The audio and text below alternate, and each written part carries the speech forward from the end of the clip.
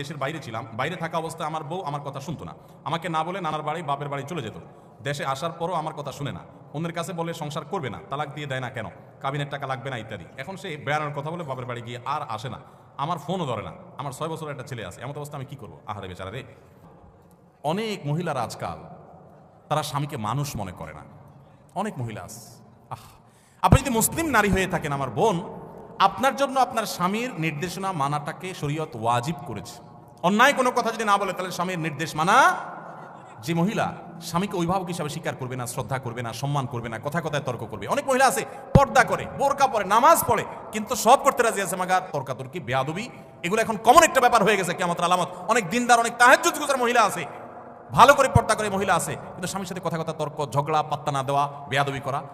দেখুন, কোন একজন আমাদের পূর্বসূরি কোন একজন সালাফের স্ত্রী, তিনি বলেছিলেন যে আমরা আমাদের স্বামীদেরকে, রাজা বাদশাদেরকে প্রজারা যেরকম ইজ্জত করে এরকম ইজ্জত করতাম, কিন্তু আজকাল তোমাদের অবস্থা ভয়াবহ। আল্লাহ আমাদের বোনদেরকে হেদায়েত পাওয়ার তৌফিক নসিব করুন। যে ভাই এরকম সমস্যা আছেন, আমি তাকে বলবো এই বিষয়গুলোতে কোরআন যেভাবে নির্দেশ দিয়েছে সেই আলোকে দুই পরিবারের মুরব্বীদেরকে জানায়া তাদেরকে নিয়ে বসার চেষ্টা করেন, মিটমাট করার চেষ্টা করেন, কোনো আলেমের কাছে যান। আমাদের আসুন্নাহ ফাউন্ডেশনে প্রতিদিন অফিস টাইমে, শুক্রবার ছাড়া অফিস টাইমে আলেমরা বসে থাকেন ডেস্ক নিয়ে ফ্যামিলি কাউন্সিলিং এর জন্য।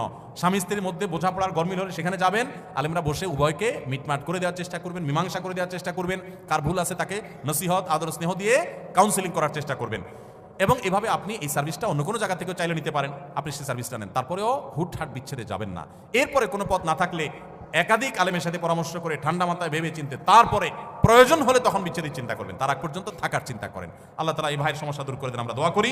আপনি যদি সবর করেন, আল্লাহ আপনার কাছে আপনি বিনিময় লাভ করবেন।